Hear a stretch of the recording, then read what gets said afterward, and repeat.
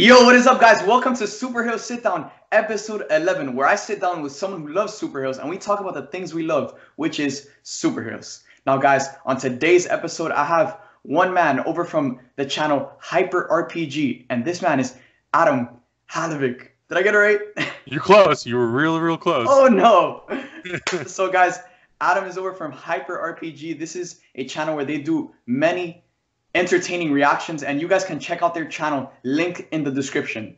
So Adam, I'm gonna kick it off to you. Introduce yourself to my audience and tell them about a bit about yourself and what you guys do over at Hyper RPG. Sure. First of all, thank you so much for having me on. I'm super excited about this. Me too. So yeah, my name is Adam Hlavac. I'm a content creator over on Hyper RPG. Every single week I do a show called Hyper Heroes, where we break down all of the latest superhero news in film and television, Marvel, Star Wars, DC. We do trailer reactions, film reviews. I do with my two good friends, Hector Navarro and Agustin Rios. And it's been a very interesting 48 hours because the Joker trailer came out. We haven't had a chance to do a reaction to it yet, and the internet hates us. So it's been very entertaining. But I worked in visual effects for a few years. I worked on movies like Captain America: The Winter Soldier, the first Avengers movie.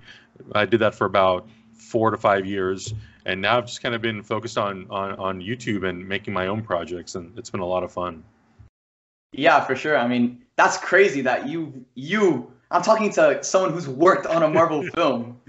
I mean, and now the fact that me and you are both producing our own content, you know, it's crazy that we get to share our love for superheroes and make a living out of it.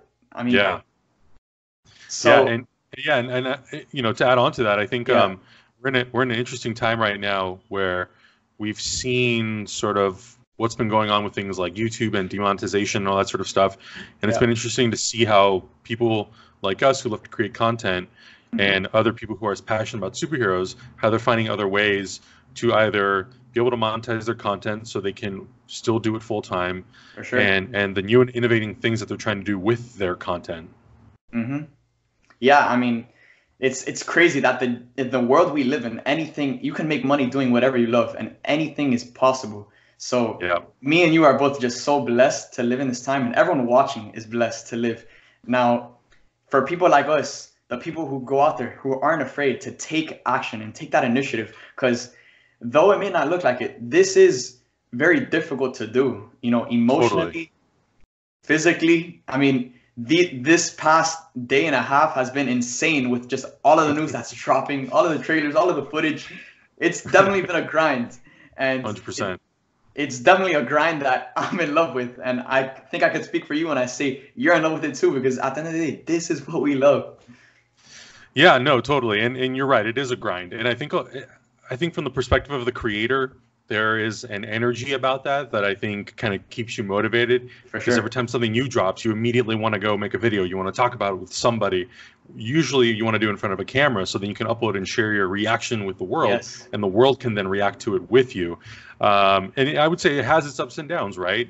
For example, like I said earlier, you know, we haven't had a chance to do the trailer reaction yet because, you know, making content full time is not possible for all of us at the moment. So we all each have our jobs outside of what we do.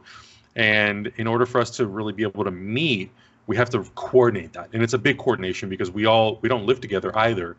You know, I live in one part of LA and those guys live in a completely separate part of Los Angeles. So we have to figure out, great, what time can we meet, what day? And sometimes it doesn't work out and we have to have other people jump in on videos, and people will get mad about it. But it's mostly because they're not fully aware of the behind the scenes of what it takes to put this stuff together sometimes. And, you know, at the end of the day, a lot of times, even when we are trying to monetize content, you know, not all of it can be monetized. Like all the trailer reactions that we do, sometimes they get demonetized. So, you know, I know there likes to be this demand for content, but a lot of times people forget that we're not necessarily monetizing all of it. It really depends on what the content is and what sort of deals you have in place with potential sponsors or affiliates. But yeah, the grind is crazy. The grind is fun. The grind is entertaining. You know, I run the Facebook, the Instagram, the Twitter. I do a lot of the YouTube backend stuff. And every day, like I'm literally, you can't see my screens, but I'm literally in the process right now of working and revamping our Patreon. which is going to relaunch on Monday. So yeah, it's constant. And on top of that, we're all doing other work and other jobs. I'm doing graphic design and editorial and editing and motion graphics and a whole bunch of stuff. So it's crazy. It's just like a laundry list of stuff, but I think that's what kind of keeps us going. I mean, for sure, it's definitely a grind that we're both in love with. Yeah. And what's crazy is that when something drops, a studio has to get back at that studio. So they drop on something else. Marvel drops Avengers Endgame tickets on sale, a special look, which is what we're talking about today. And then DC decides to drop another Joker trailer, which, bro, it dropped, and I was in the middle of my class, in the middle of school, and I was like, I gotta get out of here. Like, I gotta react to this. And eventually I subsided. I watched it without, making my reaction video, but I still made another video talking about the trailer. But man, it's just crazy because at the end of the day, you never know when something's dropping, really. And I think we can call back to Marvel's second Avengers Endgame trailer. They literally just uploaded that trailer. Just out of nowhere, just showed up. And I was like, I usually have a pretty good handle on when these things are coming. Yeah, nobody knew. For the first teaser, we were already, I think it was December 5th or something like that. Yeah, that sounds about right. 9 a.m. Eastern. We were already, and then it dropped. This one. Oh, you're on Eastern time? Yeah. Congratulations. That's good for you. At 5 o'clock, I was like, or 6 o'clock, I was like, what the hell? It's so early. I'm going to go sleep. That's right. So it's just crazy how these studios drop this stuff, but, it for me, it automatically sparks me up with so much energy, and it puts me in a frenzy, really, that I have to film this video. I have to edit. I have to upload faster than anyone else on YouTube. It's like a race. It's definitely a race. Yeah, it is. And this is kind of interesting. And because you're kind of early on into we've been doing this for 4 or 5 years now. Yeah. And the interesting thing is at a certain point, you have the opportunity where you don't have to feel pressure to be first anymore because you've built an audience. You've built a loyal group of people who are anticipating your reaction, anticipating your commentary, and they want to know what you're going to say about it. They want to know how you're going to react to it. For the most part, they can be pretty patient and they'll wait, especially if they know that, it's not your full-time commitment to make content on YouTube. If it's a hobby or a side project, which is great because, in the beginning, we definitely felt the urge to have to always be first, first. And you don't want to wait a week, right? Exactly. But if you get to the point where the audience is willing to give you a 24 to 36 hour window to make a video, then it's great. You kind of feel like you have a lot of flexibility. You don't feel pressured to do it in the middle of a classroom during a lecture, which is great. But yeah, and it's hard too because we're on social media all the time, and it's really hard for me to open Twitter and to not all of a sudden see a video. I think a year ago, I ended up having to, on my phone, change autoplay on videos and turn it off. Yeah. Otherwise, if I was scrolling and a trailer had come out, it would start to play automatically. And that became increasingly difficult when I had to repost those trailers on all of our social media channels because, you want to post the trailer. That way your audience knows, okay, a trailer came out, and then you can comment about it and say, hey, we're going to shoot the trailer reaction. It'll be out later, or it'll be out tomorrow, or whatever the case may be. And that became difficult because, I'm basically trying to pull trailers, upload trailers to Instagram, Twitter, Facebook without watching them. And I've got it down to a science now where I can just kind of do it with my eyes closed. But in the beginning, it was a little hard to figure that out of cool, how do I not ruin this for myself? Because I can't think of one. There might have been 1 or 2 trailers that we had to re-record because a file got corrupted. Oh my God. But every time we've done a trailer reaction, at least for me, it's always been the first watch through because I can't. It's really hard for me to fake authenticity that. And I don't want to do that. I want it to be as authentic as possible. Yeah, exactly. Yeah, yesterday with the Joker trailer, I watched it, but then on my reaction and breakdown, I just talked about it, and I watched it again. But for me and for you, I think I can speak for the both of us when I say that we want to be authentic. None of that fake stuff just to get views. Exactly. We want to do it the right way, and we don't want to be faking our fans and tricking them into believing something when it's not the truth. Yep, 100%. getting into the main topic of today. So, Adam, Marvel dropped just a little 60-second clip a couple of days ago announcing ticket sales for Avengers Endgame. Yeah. Now, this little 60-second clip was the craziest 60 seconds of my life, and it's the most we've gotten out of any Endgame footage. So what are your initial thoughts of that special look that we got from Marvel? So here's the thing. Because we're in a position, where we've had to sort of figure out the timing of our shooting schedule and all that stuff, I haven't actually watched it yet. No. And it's been so hard to be on Twitter for the last 48 hours and for people to not send me footage, or I've seen a bunch of GIFs. And, like, sometimes you can't avoid it. With the video, it's easy because I don't have it on autoplay, but sometimes a GIF will play and you see Thanos like standing in like light or something on some like planet. I'm like, what is this? What is happening? What is going on? But I've seen a lot of people reacting to it, and people seem to really be loving it. I'm also one of those people. I love the movie theater experience so much. Yes. And it's so tough because we do trailer reactions. But we usually sort of our rule is that we don't cross over into TV spots, because TV spots tend to reveal a lot of footage. Yeah. So we usually do like the main trailers and that's it. But because Marvel already released the second trailer like a month ago or like 2 weeks ago, they kind of had to put something out for the ticket sales, which I'm like, you damn you. Why? Why did you have to? So we're going to be doing that reaction later today. And I'm just excited to sort of see the whole thing in context, because I've only seen a couple of pictures of some of the characters standing inside of the Avengers room at the Avengers base, which was really cool. And then I just saw like a shot of Thanos. And I think that's probably the first time we've seen Thanos, other than the teaser trailer where we saw a little glimpse of him from behind, running his hands through the field. Yeah. So I'm just generally just super excited for this movie. And I'm seeing it early. So I'm so curious to see what they're going to do. Wait, I'm just curious. How early are you seeing this movie? Only 3 days. Oh, okay. It's the day after the premiere. So on the 23rd. Yeah, the day after the world premiere. Yeah, which is crazy. I mean, I got my tickets. Bro, first of all, thank you to the intern who uploaded this trailer. Who uploaded the tickets 15 minutes before this trailer. Because I literally had Fandango on refresh until the tickets were available, and I got to snag tickets for 4 showings before the trailer even came out. Oh, yes, my God. Adam, I learned my lesson with Infinity War. Yeah. At the end of the day, watching this movie opening weekend with all of these fans who are so incredibly anxious for this film, it's really a once in a lifetime experience. No, I agree.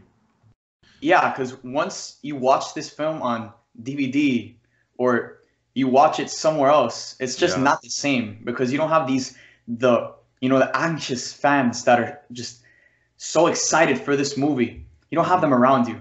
And when you have like 50 of them around you watching it for the first time, opening weekend, the most passionate fans in the world, it's a whole different experience, and it just makes the movie so much better. 100%. Yeah. We love going to the early screenings, mostly because it avoids spoilers for us. Yeah. I don't want to know any spoilers, so I like to go as early as I can. If there's a press screening available, I go to it.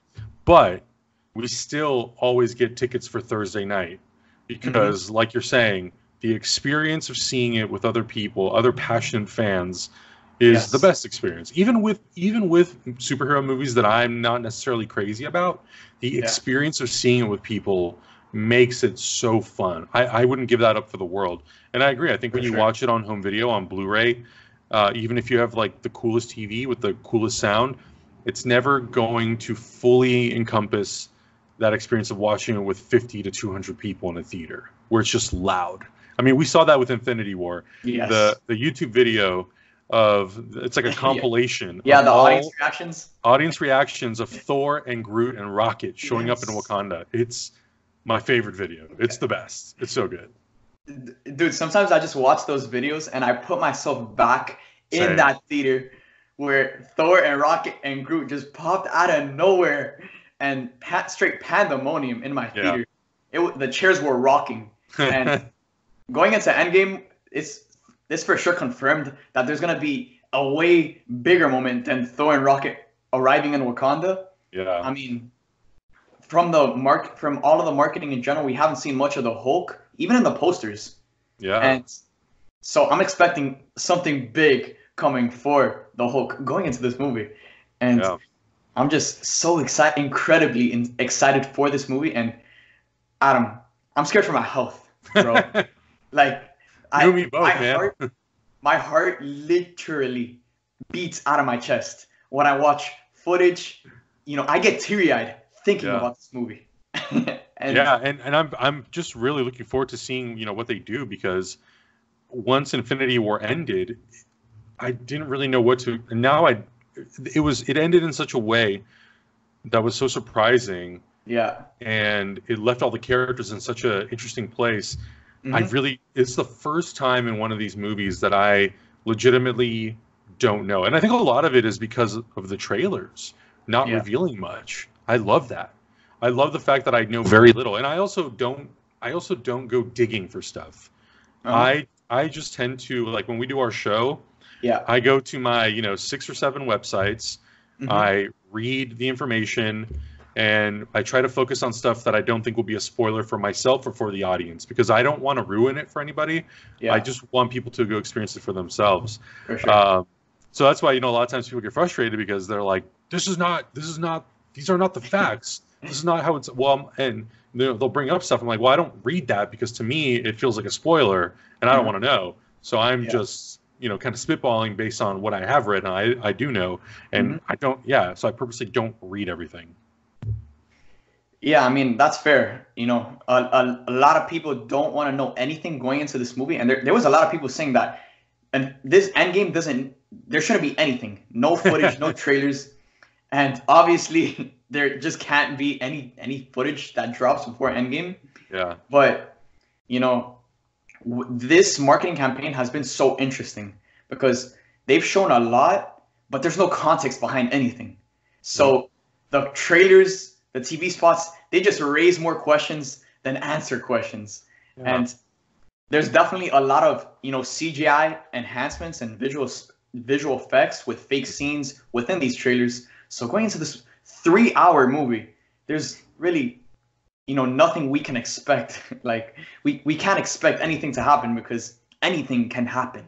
Yeah, no, I totally agree. And I think, there was big proof of that. And I think Infinity War didn't do it as much. There was definitely a couple of shots that seemed to be fabricated for the trailer, particularly that one epic shot of Cap and Black Panther and all those characters running. Yeah. Which it's not uncommon. Like, Star Wars has done that for their trailers as well. And I don't mind it. I don't mind it as long as we're to the point in film where we now have to fabricate entire trailers to falsely advertise a movie, because that's dangerous, right? That's the opposite side of the spectrum. Now we're going into territory where it's like, oh, now we're just being disingenuous with marketing.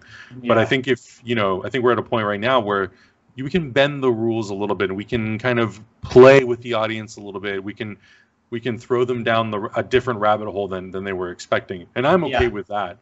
And you see it all the time. Trailers, the shots will change from trailer to trailer. The visual effects will be updated, and then you see the final movie, and it's completely different. Like, if you watch Black Panther, the movie, and you watch the first teaser trailer, there are shots in there that are completely different. Yeah, so it's super interesting. Yeah, for sure. And I think this is specifically a thing that only Marvel can do, really, because they built so much credibility with the fans. And there's nothing like sitting in a theater waiting for a Marvel movie that you've been waiting for a long time. Because when you're sitting in a theater waiting for a Marvel movie to begin, you know already that this movie is going to deliver. Yeah. Whereas if you're in like a DC movie or in just another movie, you don't really know. But in a Marvel movie, you always know. And they built so much credibility that I think they have the luxury of being able to fake scenes within their trailers and within their marketing campaigns because they built that credibility. And, referring back to the marketing campaign for the Amazing Spider-Man 2, we saw that they faked a lot of stuff. And after we got that movie, people were mad because a lot of people were saying it was false advertising, and that's something Sony can do, but it's something that Marvel can definitely do because they've just put so much credibility and they continue to deliver and deliver and deliver. Yeah, and I think the interesting thing with Sony in particular is because they were kind of at an interesting point when that movie came out. They were trying to build a cinematic universe centered around Spider-Man, the Sinister Six. They were trying to do so many big, ambitious things. And I think, especially that second Spider-Man, Amazing Spider-Man movie, it's definitely movies that are made by committee, not necessarily just purely by the filmmaker. And I think that's sort of what we saw reflected in the marketing was, for sure, cool, this director wants to make this movie, but Sony, the studio, wants to make this movie. Yeah. We need to incorporate that into the marketing. So I think they kind of dug themselves in a little bit of a hole. And I wouldn't say the reception for The Amazing Spider-Man was bad. I would say it was neutral to good. But generally wasn't so revered like Raimi's Spider-Man 1 and 2.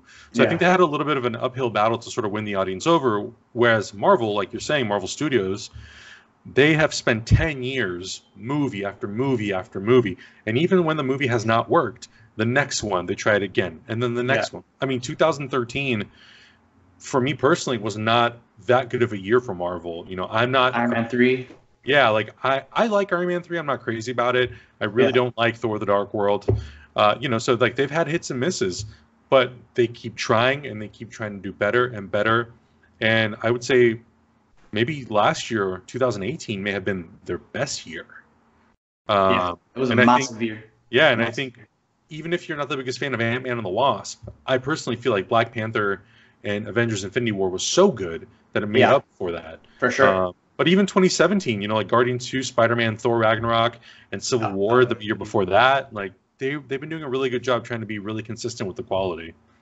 Yeah, and despite, them coming out with a bad movie such as Thor: The Dark World or Iron Man 3, which just isn't anywhere near the level of, other big scale movies that Marvel has made, we still are so in love with these characters. Totally. And the movie could be horrible, but if Captain America says a couple of lines, it's a good movie. Like, and I think the big thing for me that was surprising was the Winter Soldier. Yes. I really like the first Avenger. I don't think you can have Captain America be who he is in the movies now without without the first Avenger. Neither can I. Because they basically deconstructed him a little bit in the later movies. Yeah, but in the first movie, he definitely is trying to be representative of what Captain America was, that really like square Boy Scout superhero.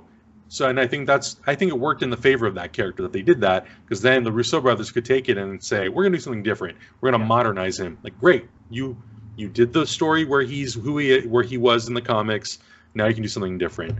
So, and I think Marvel has figured out, like, great, as long as we can mostly stay true to the essence of the character in at least one movie, we have the opportunity to win the audience over, and then we can do something different with them. I was not the biggest fan of the Doctor Strange movie. I liked it, but I wasn't crazy about it. It was good, and it's fun, but I love Doctor Strange after Avengers Infinity War. Oh my God, he was so amazing in that movie. So now I'm like, great. I'm super excited for whatever the sequel's going to be, hopefully hoping that he lives, which I'm sure he probably will.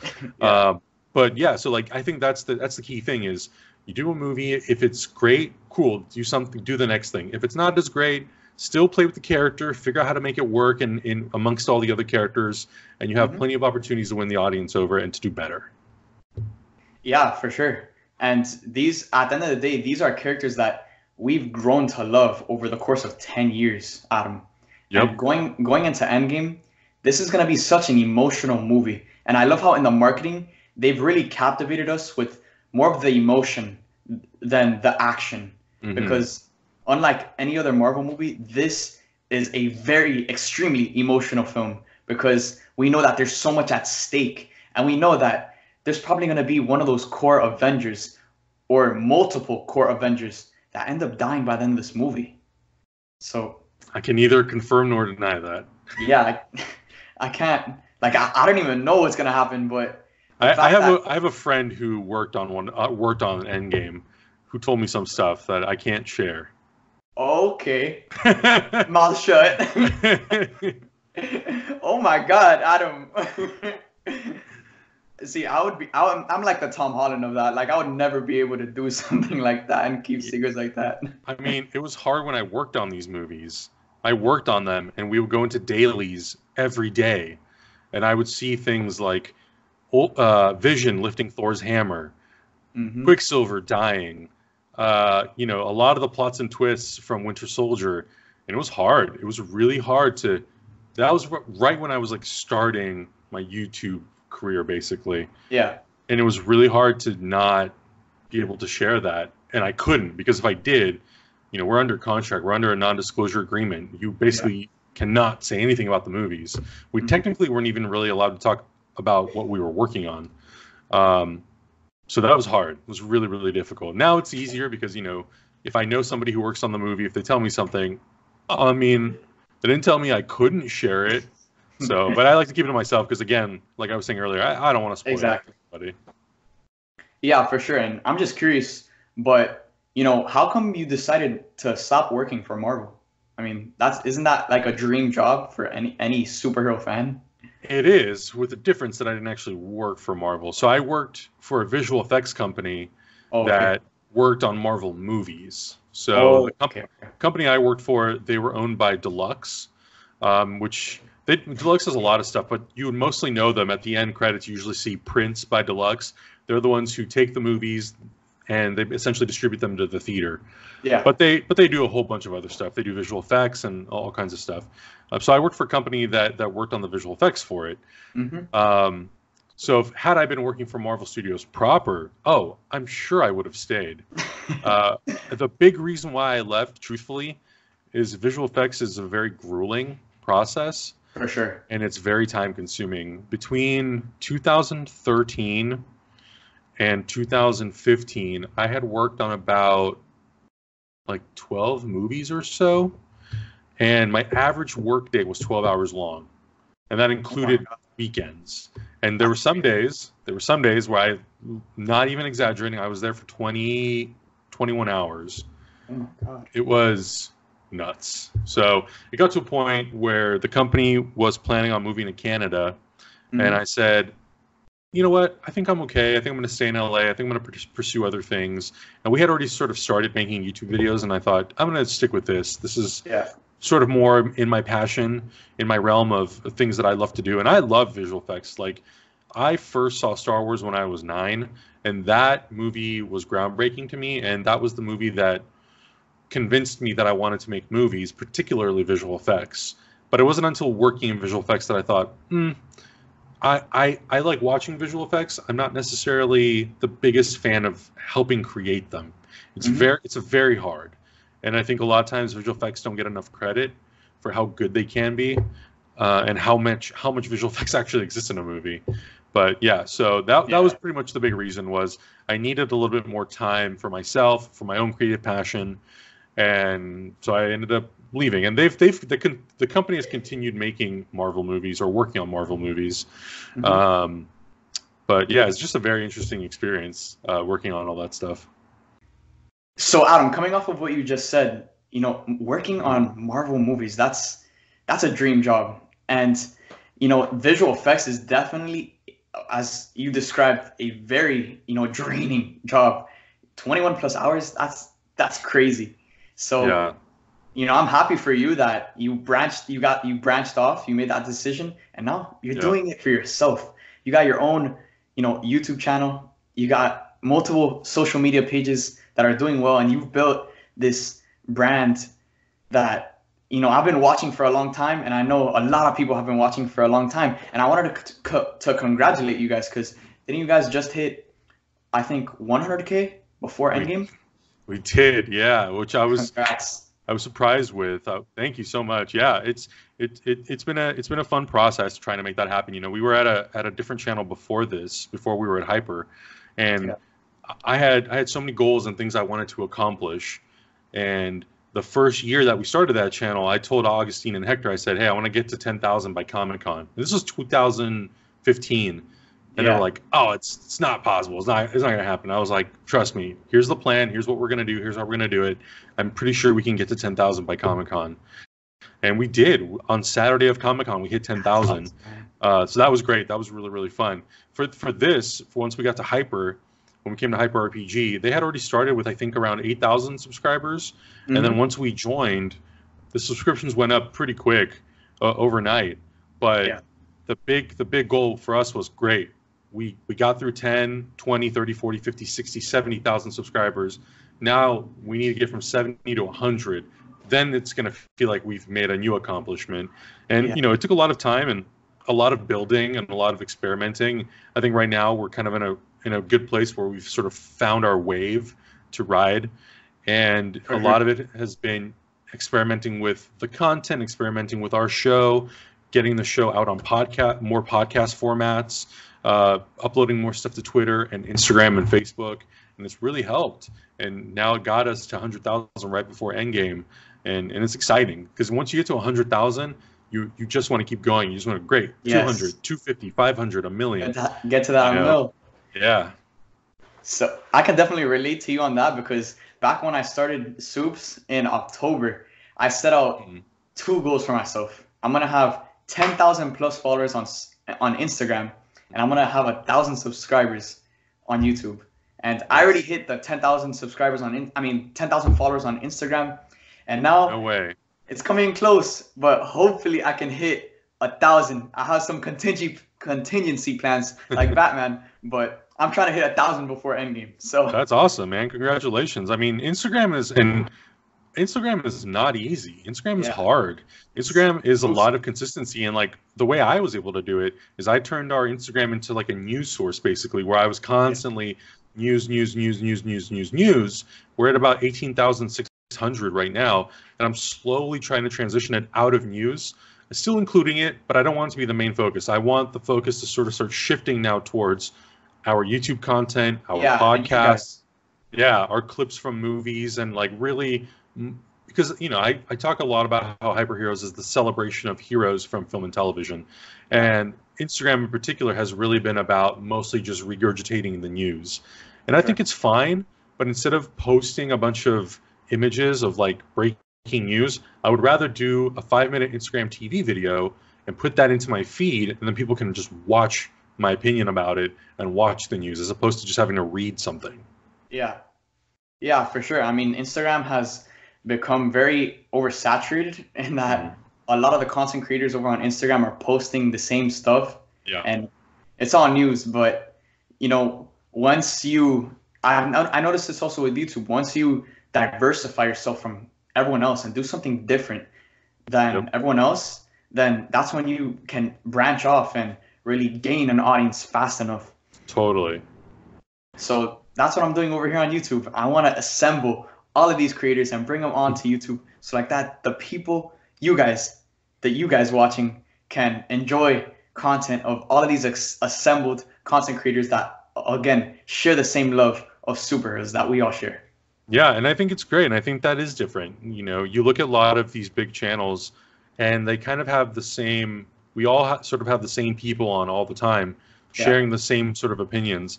And I think the thing that could make you really unique is the fact that you do have so many people, like a huge varying list of people that are all going to have different opinions. So if some Joker casting news comes out or some Batman casting news comes out, the opinion will hugely vary based on the person you have on, and it's always going to be different because you're always having new people.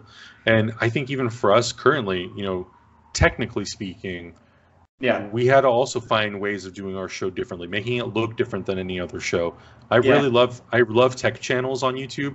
I love watching like MKBHD, E Plus Fox, Peter McKinnon. Like I love all those types of content creators, and I'm always trying to watch and see what they're doing and how they're capturing their content and how they're distributing it, and how the quality affects the viewership. We've been doing a lot of different things with our content, whether it's from a visual aesthetic, filming things in a different aspect ratio with a newer camera, all the way down to our descriptions. Our descriptions now are very lengthy and descriptive, but it's helped boost our numbers. Like we're getting twice as many views per episode now because of that. Yeah. I mean, yeah, for sure. All of these tech channels, and really, I've grown so much as an individual once I've started this. And I've learned everything on my own. The Photoshop, Yep. Illustrator, Premiere Pro, everything. How to grow on Yeah. social media. And it's so refreshing because I don't get this education in the classroom. I have to go out and learn it myself over on YouTube from other experts who have done it themselves. Yep. And it's so refreshing to, grow and, expand my audience in something that I'm pursuing so much in. And then I'm seeing it convert over to how I'm growing as an individual. Yeah, and I think that's the key thing. I think if you want to make content for the internet, one, you have to be consistent. You have to try to produce the best quality that's not going to completely eat up all your time. Because if you're trying to make something look perfect, but it's taking you way too long, it's kind of hurting you. So you have to try to be as good as you can with the resources that you have, but not completely use up all of your time. And I think that's where you see the real value, is when people see that you're consistent and they see that you're devoted, they'll be devoted to you because you're devoted to the content. Yeah, for sure. I mean, it's only been like 5 months since I started this, and I have like 215 videos up. Wow, so, that's amazing. Yeah, it's definitely a grind, but again, It's a grind that I'm in love with. Yeah. And now, last night, a piece of major news came out from CinemaCon over in Las Vegas, and I wanted to discuss this with you because I wanted to hear your opinions on it.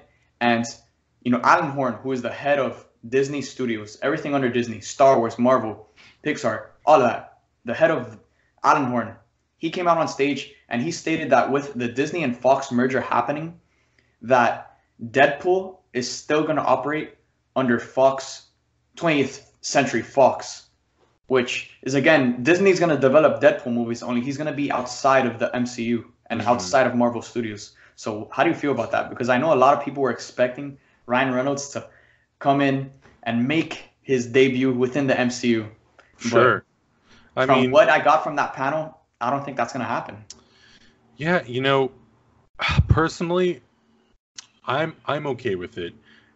If Deadpool staying with the 20th Century Fox brand means that Deadpool gets to be Deadpool, then I'd rather have that than to have Deadpool enter the Marvel Cinematic Universe and have to be something else.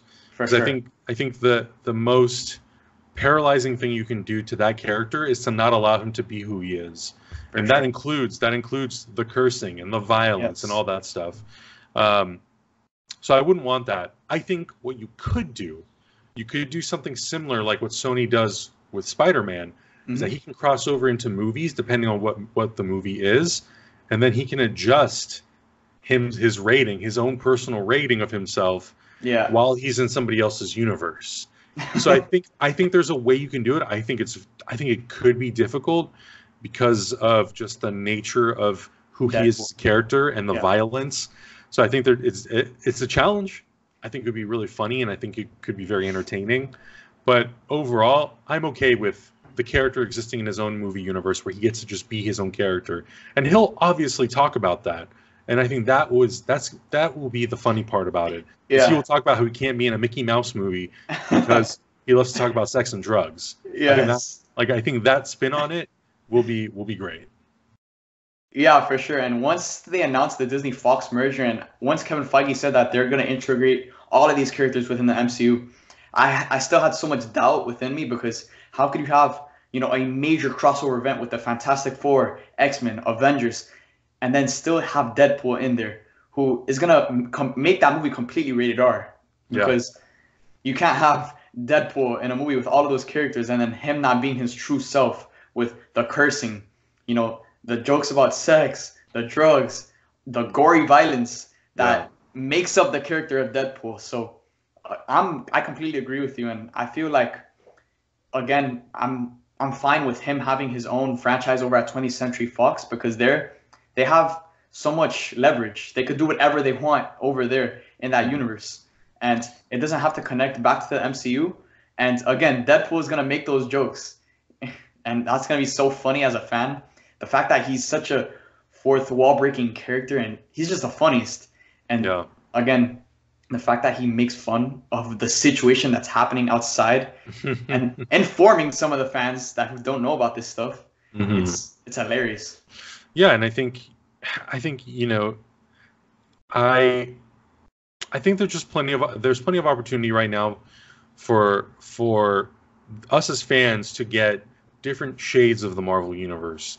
Mm-hmm. And I think that Kevin Feige and his whole team, I think they're very capable of delivering movies that exist outside of the Marvel Cinematic Universe that are still Marvel movies and can still be true to the comic books or true to the characters and not hurt, I guess, what Disney would think is the kid-friendly, the family-friendly environment of the Marvel Cinematic Universe. I mean, you look at Iron Man, the first one, when it was distributed by Paramount, the first scene in that movie resembles a beheading scene in real life.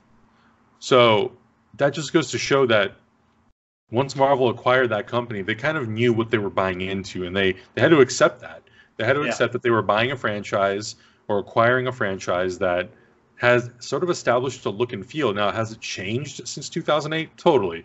It's gone in a definitely much more fantastic, somewhat comedic route, but I think it works for the movies. And I think the fact that they've made Marvel so accessible to everybody is kind of a win, because if they hadn't done that, I don't think it would have had the success that it would have had, because characters like Captain America, Iron Man, Thor are not as iconic as characters like Batman, Superman, and Wonder Woman. At least at the time they weren't.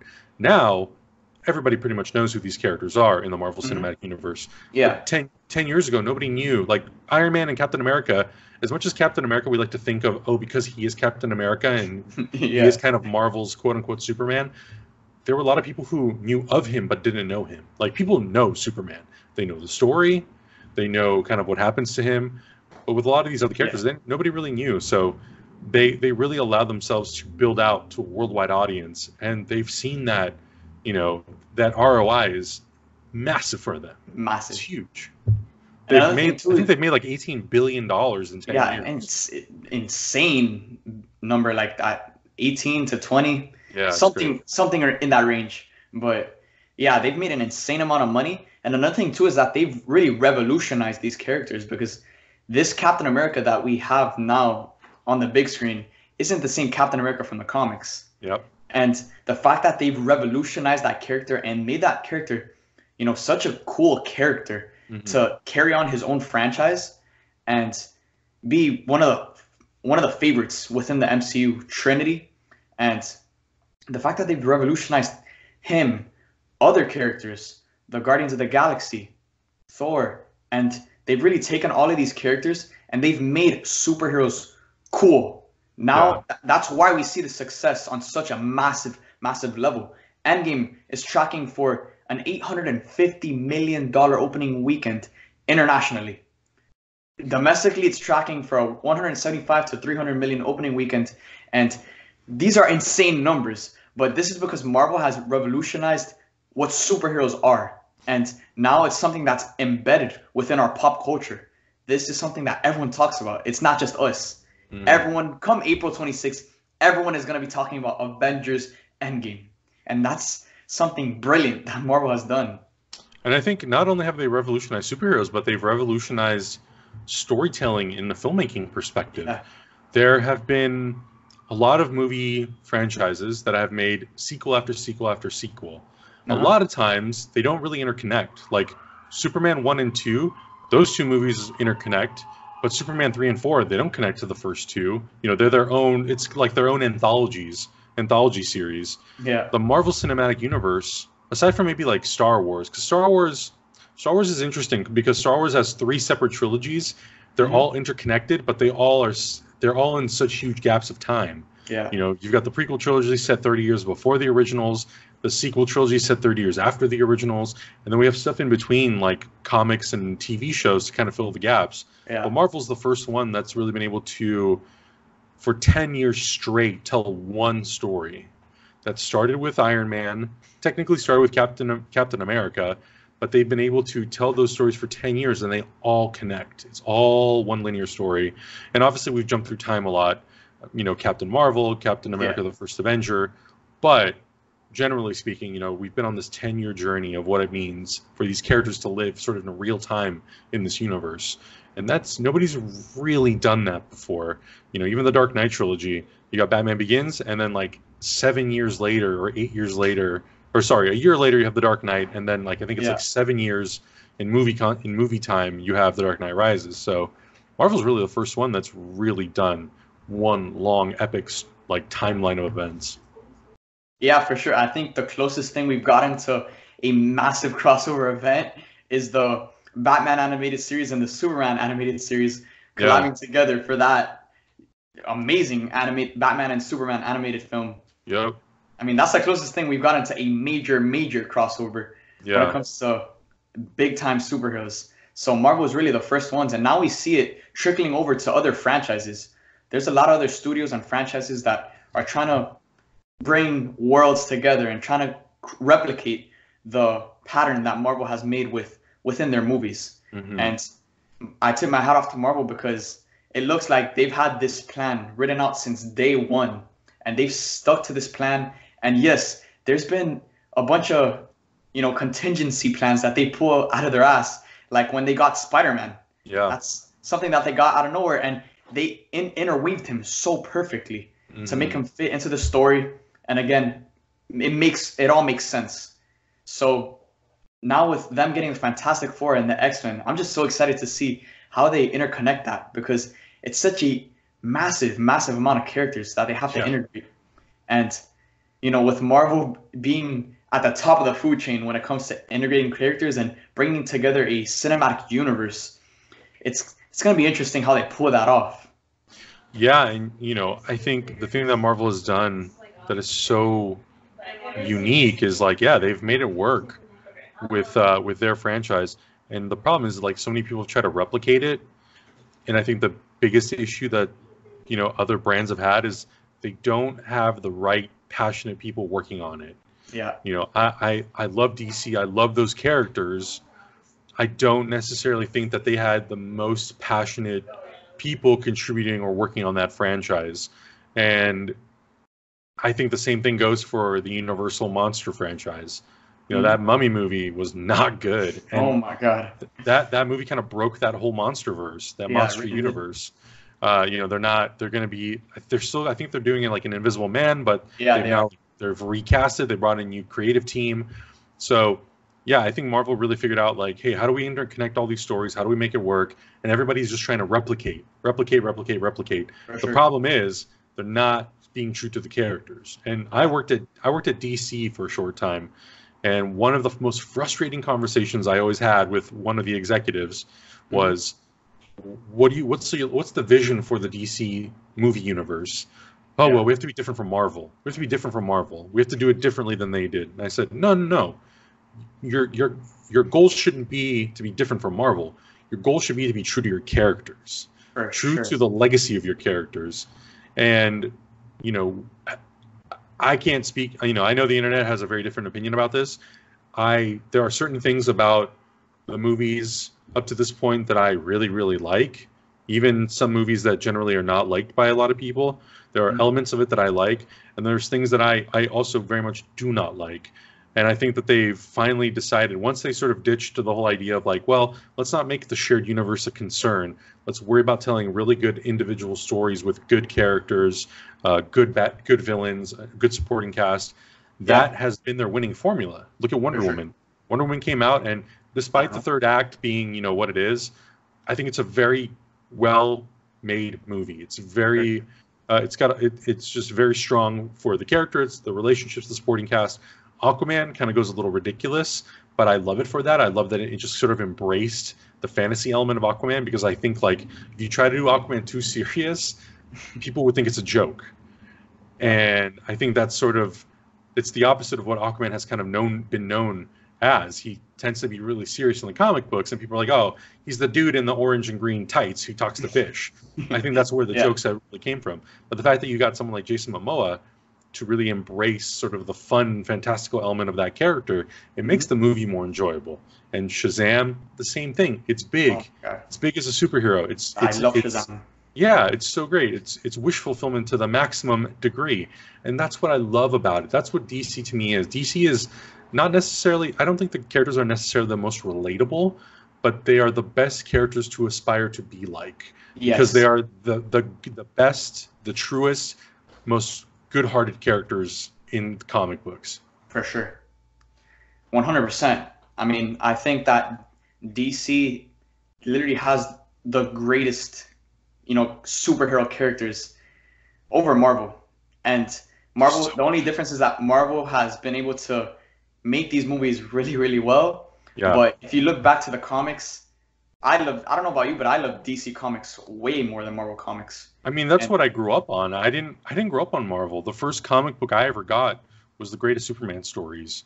Yeah. And because of I that grew up book, on Superman comics. yeah, and because of that book, I learned who Batman was. I learned who Wonder Woman was, Robin, Supergirl, Superboy, Smallville, Ma and Pa Kent. Like, that's how I learned about that character's history and all the characters around him. So when I got older, I read more Batman comics, Detective Comics, Justice League comics. Yeah. I didn't really get into Marvel until the first X-Men movie, really. You know, I watched the cartoons as a kid. I watched the X-Men animated series and Spider-Man. Yes. So like that, I watched those, but I didn't really like know the Marvel characters outside of Spider-Man and some of the X-Men. And then once X-Men came out, I started to be a little more interested. Like, okay, these are interesting characters. It's a lot more realistic, quote unquote realistic, a lot more human. These are characters that were inspired by things like Malcolm X and Martin Luther King and the Civil Rights Movement, and that's very interesting. So it's kind of pulled from our own, history. Whereas DC, it was like, well, imagine being one of the most powerful people in the world and you were the most good person in the world. Like, what would you do with your powers? That's Superman. And I love that about it. I wasn't necessarily in love with the character because, oh man, and there were times where you could relate to him, mostly when he feels like an outsider, when he's painted as this immigrant from another world that doesn't belong here. He's an alien. We can't listen to him. We can't take advice from him. We can't let him defend us. He goes outside of the law, even though he very much tries to abide by the law. He tries to play by the rules.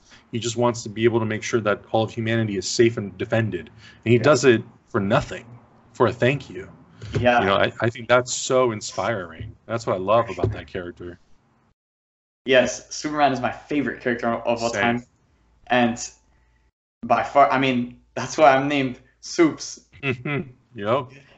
And he's just my favorite superhero of all time. And I think when it comes to us growing up as kids, we're not really looking for relatable characters to be. We're looking to be something out of this world.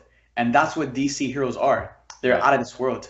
Now, as we're older, it's nice to see relatable characters such as Marvel that we can relate to, because we know that something like Superman or Batman or Wonder Woman, that's not as realistic as a Spider-Man or a Captain America. It's just not as relatable. So I think what Marvel has done very well is that they've made a lot of their characters extremely relatable on a lot of levels.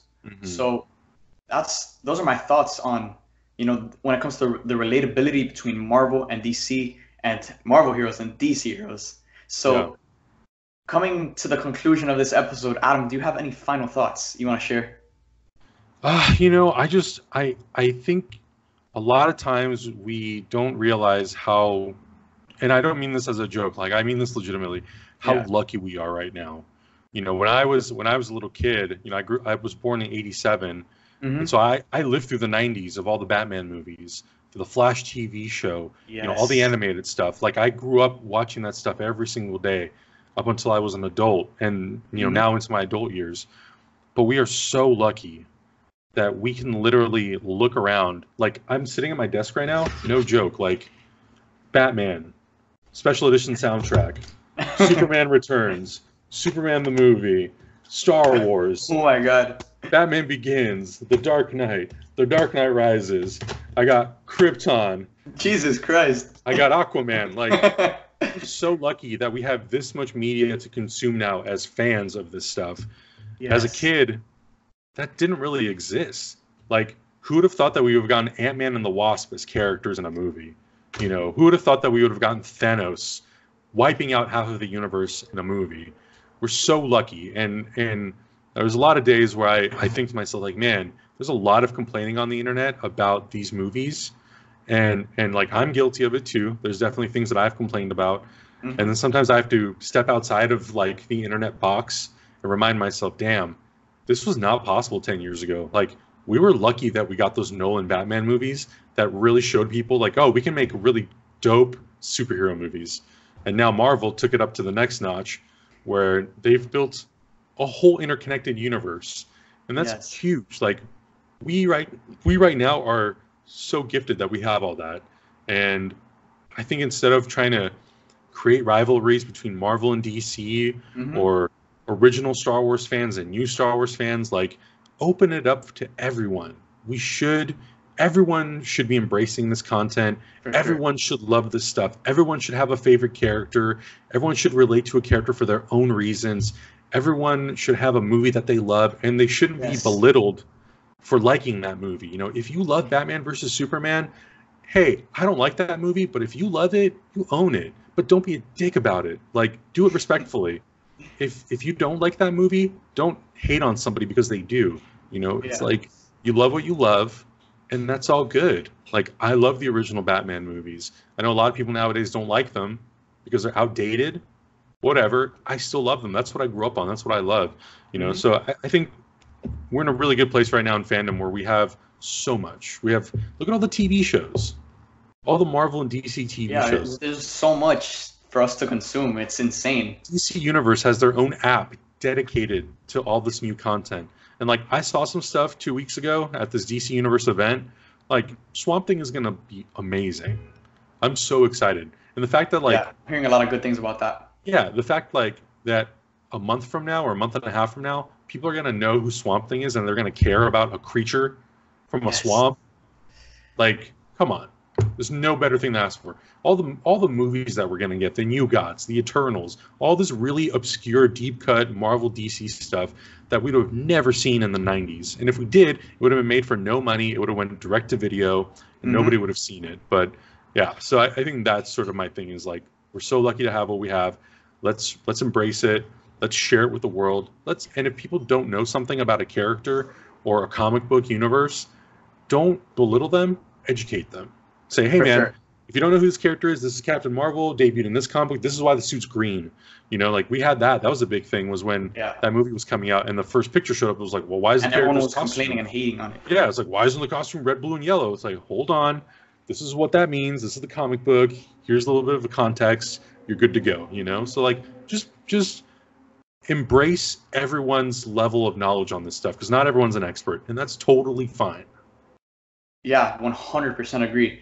And what I love is that now with superheroes being so popular, this is a topic, this is a genre that everyone, you know, can relate to. And then these lessons that we learn from these heroes is something that I apply every single day of my life.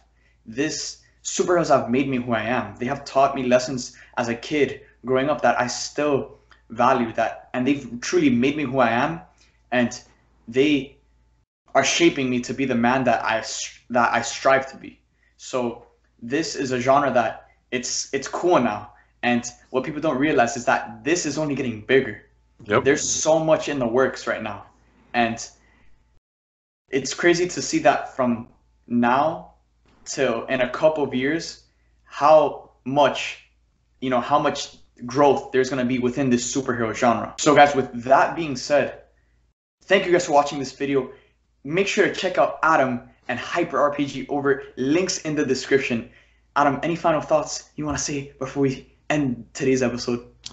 Just thank you so much for having me. This was a lot of fun. You know, I made a goal for myself that I want to start doing more podcasts and more videos with other creators this year. For sure. And I've only done a couple, but this is a lot of fun. I like being able to talk to, you know, people who have different passions, people who are up and coming. I'm not against talking to, you know, I think a lot of people are intimidated with asking, hey, you know, you're a big YouTuber, quote unquote, big YouTuber. You want to do a video? I'm totally up for it. If it's doing something that I'm excited about, it doesn't matter if you have 1,000 or 1,000,000 or 100,000 subscribers. I'm down to do it. You know, it's like, just like what you did. It just takes an ask. You know, you ask someone, and if they can do it, they'll do it. If they can't do it, then, you know, you'll figure it out. You'll make something happen. So thank you so much for having me. This was a lot of fun, and I'd love to do it again sometime. For sure, man. For sure. I would love to have you back on. And I feel like this is one of the better episodes, so the fans would want to see you come back on. So, again, Adam, thank you for coming on. It was an honor to have you on this show. And thank you guys for watching. If you guys enjoyed this video, make sure to subscribe and hit that like button. Thank you guys for watching. I hope you guys enjoyed, and see you guys next time.